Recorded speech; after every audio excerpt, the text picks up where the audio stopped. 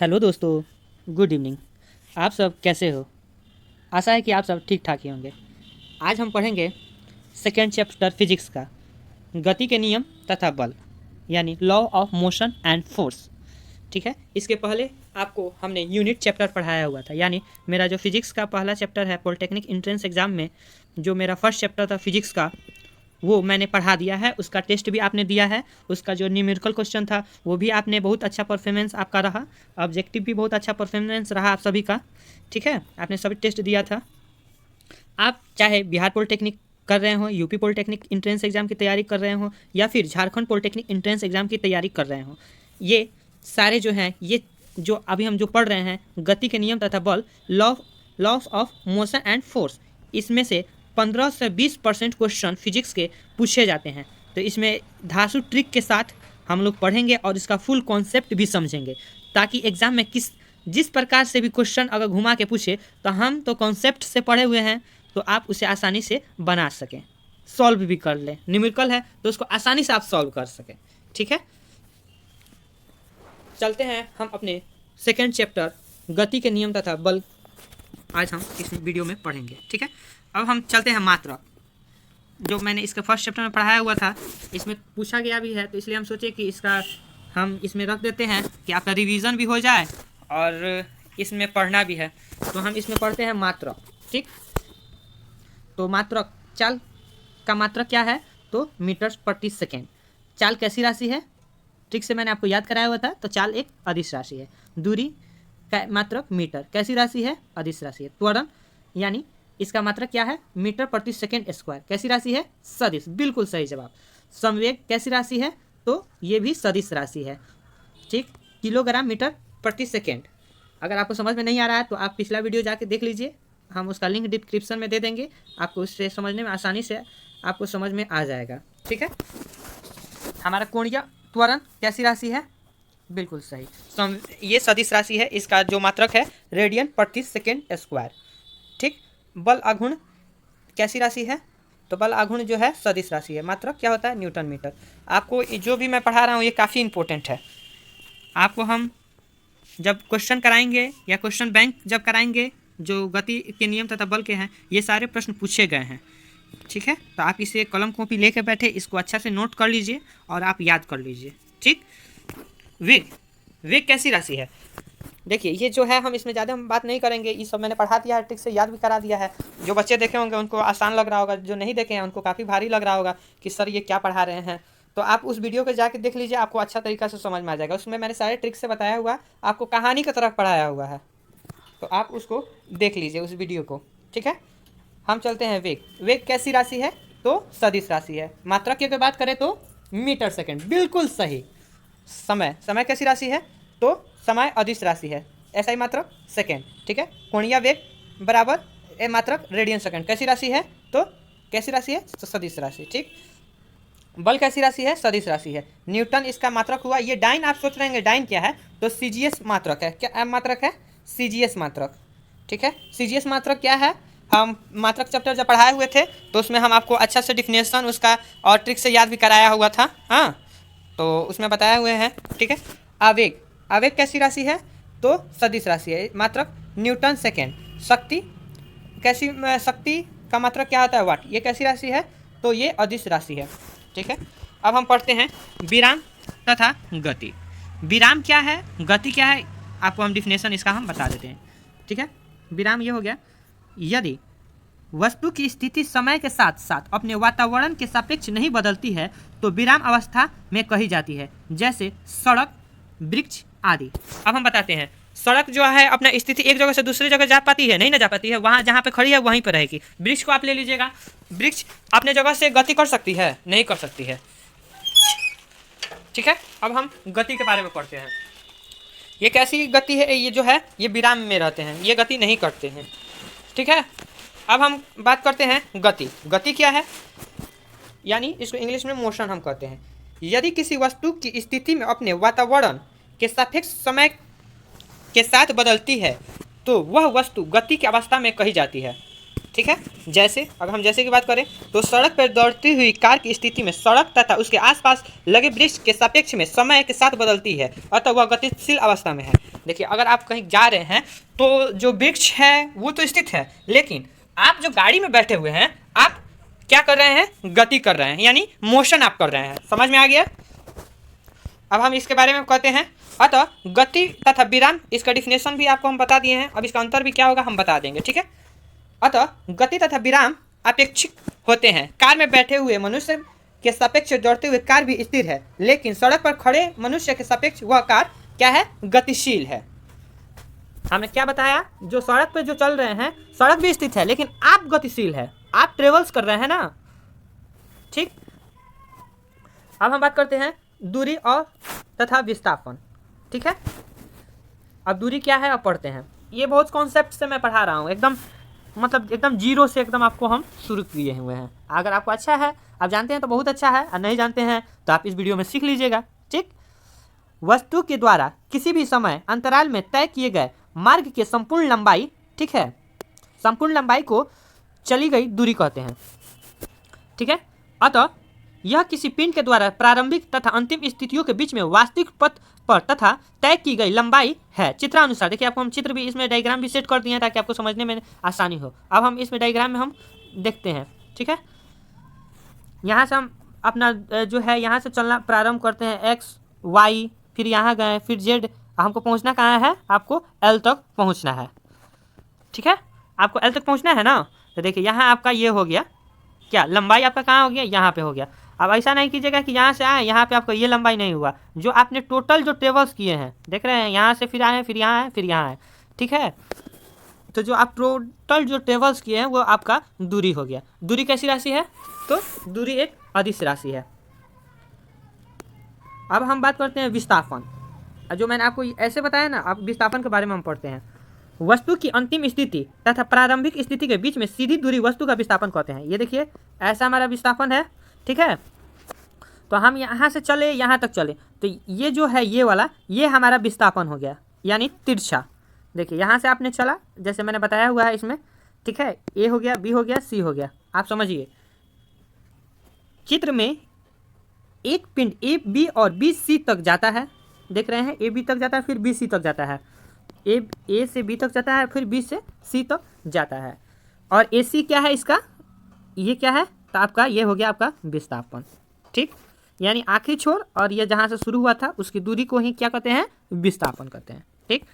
विस्थापन कैसी राशि है, बिल्कुल सही, सदिश राशि है, ठीक। अब हम इसको कुछ बारे इंपॉर्टेंट जानते हैं। चूंकि वस्तु विस्थापन धनात्मक, ऋणात्मक या शून्य कुछ भी हो सकता है, लेकिन दूरी सदैव क्या होती है, धनात्मक होती है। दूरी कभी ऋणात्मक हो सकती है, नहीं हो सकती है। तो आपको क्वेश्चन यहाँ से बन सकता है, दूरी सदैव कैसी राशि बनाती है, धनात्मक बनाती है, ऋणात्मक बनाती है, इनमें से दोनों या इनमें से कोई नहीं। तो क्या बनाती है हमेशा, तो दूरी सदैव धनात्मक बनाती है। अब दूरी तथा विस्थापन में थोड़ा अंतर हम लोग जान जाते हैं, ठीक है। कई बार पूछ देता है इनमें से कौन सा सही है, जब मैं क्वेश्चन बैंक कराऊंगा आपको उसमें समझ में आ जाएगा, ठीक। आप इसे अच्छा से बने रहें, वीडियो को अंत तक बने रहें, मैं उसमें आपको टेस्ट भी कराऊंगा, ठीक है। अब हम दूरी और विस्थापन के बारे में कुछ जानते हैं, क्या क्या अंतर है, ठीक है। किसी वस्तु के द्वारा तय गई लंबाई को दूरी कहते हैं, ठीक। दूरी क्या कहते हैं आपको ऊपर डिफिनेशन और डायग्राम से मैंने बता भी दिया था। आज विस्थापन समझते हैं। किसी वस्तु के द्वारा किसी खास दिशा में तय की गई न्यूनतम दूरी को विस्थापन कहते हैं, यानी विस्थापन इसका क्या हो जाएगा, एक सेकेंड।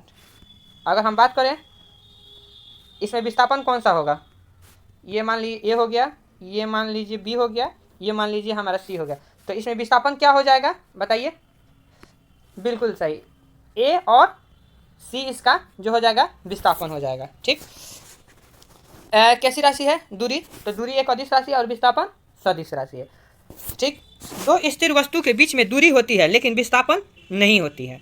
इसमें है जो आपका जो विस्थापन है, दो स्थिर वस्तु के बीच दूरी होती है लेकिन विस्थापन तभी होती है जब वस्तु चलती है, यानी मोशन में रहती है, ठीक है। अब इसमें हम बात करते हैं दूरी की।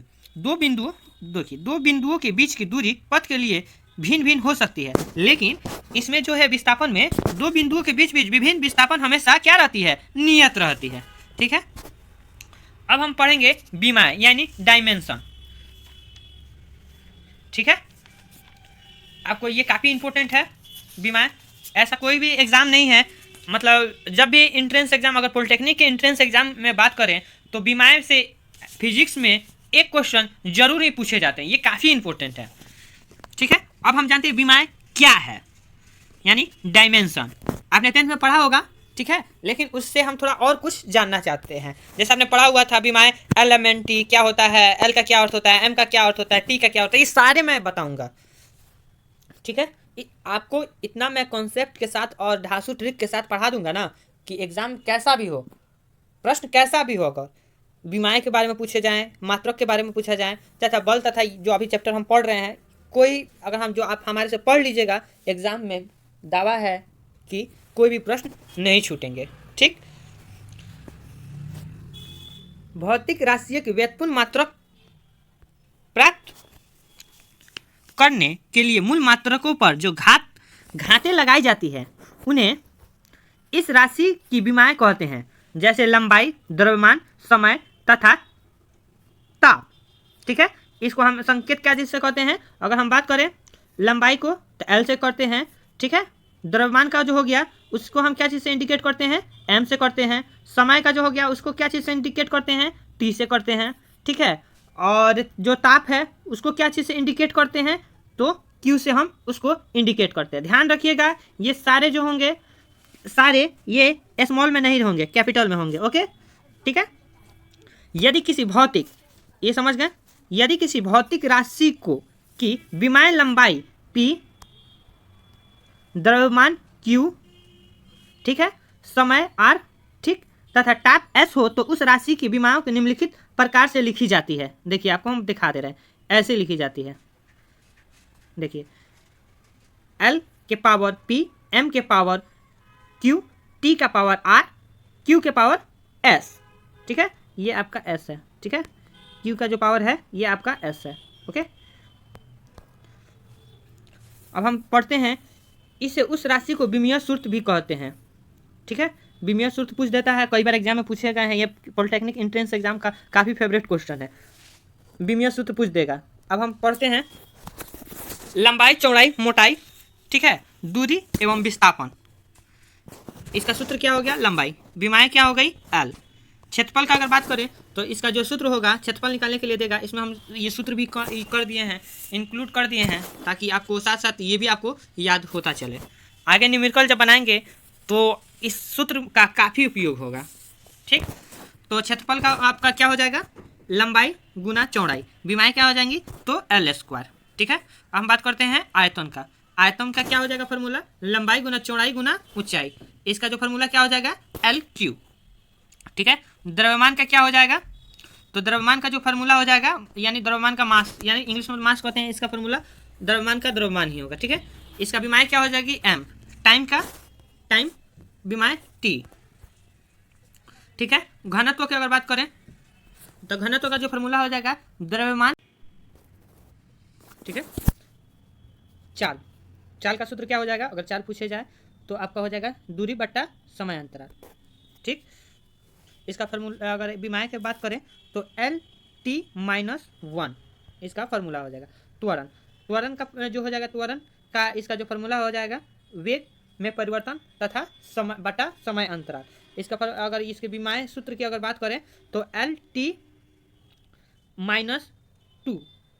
ठीक, अब हम बात करते हैं कार्य। कार्य का फॉर्मूला अगर आपसे पूछ दिया जाए कार्य कितना होगा, ये इस पर सारे न्यूमेरिकल क्वेश्चन कराऊंगा, आप इसको बस याद कर लीजिए। ठीक है, न्यूमेरिकल जब क्वेश्चन कराऊंगा आपको ये सारे प्रश्न जो मैंने कराया, जो मैं अब याद करा रहा हूँ, आपको उसमें पूछे जाएंगे। कार्य का जो आपका हो जाएगा सूत्र क्या हो जाएगा, बल गुना विस्थापन। इसका जो विमाएँ क्या हो जाएगी, तो आपका इसका जो विमाएँ होगी आपको नहीं दिख रहा होगा, तो मैं यहाँ पे आपको हम लिख दे रहा हूँ। ठीक, इसका जो फार्मूला विमाएँ होती हैं एम एल के पावर 2 टी माइनस 2। ठीक, शक्ति पावर का सूत्र क्या हो जाएगा, तो शक्ति पावर का जो सूत्र हो जाएगा यानी कार्य या ऊर्जा बट्टा समय अंतराल, इसका फार्मूला क्या हो जाएगा, तो M L square T minus Q. ठीक, और ये मेरा आखिरी संवेग का क्या हो जाएगा फार्मूला, जी बिल्कुल, द्रव्यमान गुना वेग, इसका फॉर्मूला हो जाएगा ml/t-1।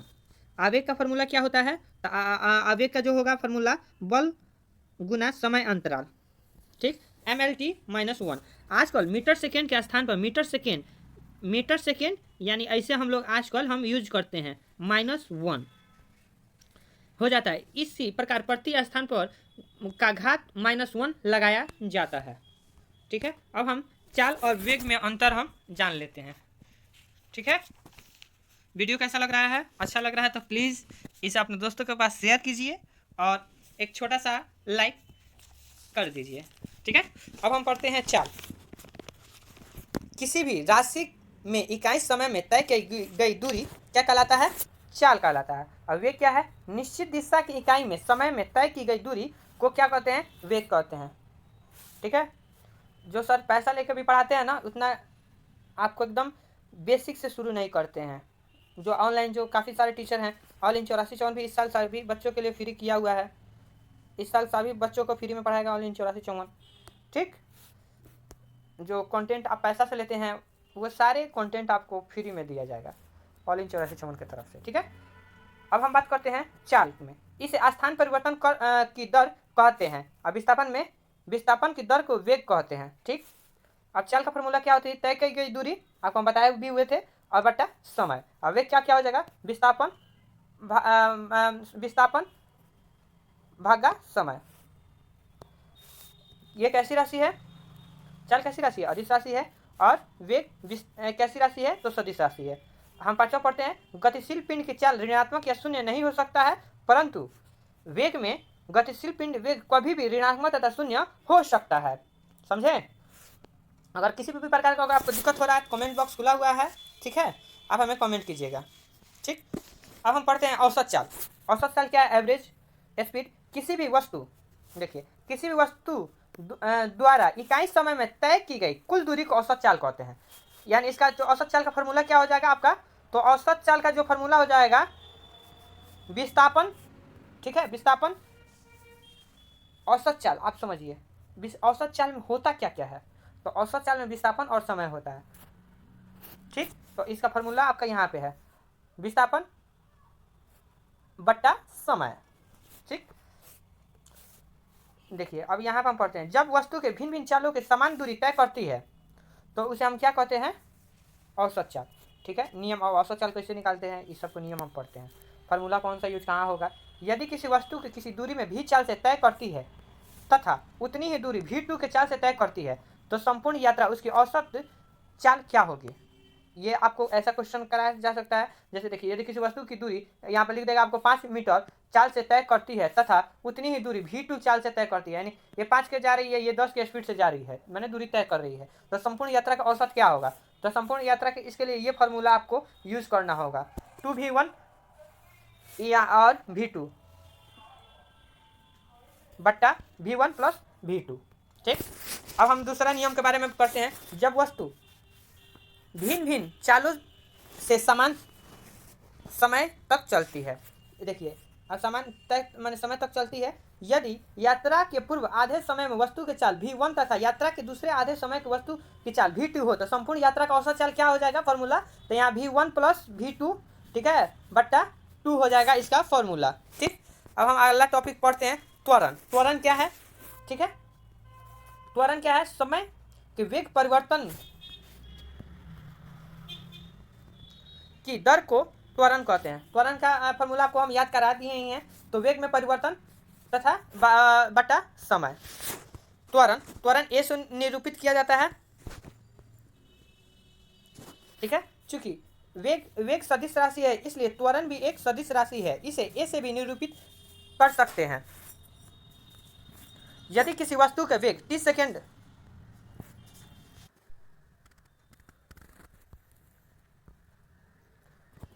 ठीक है।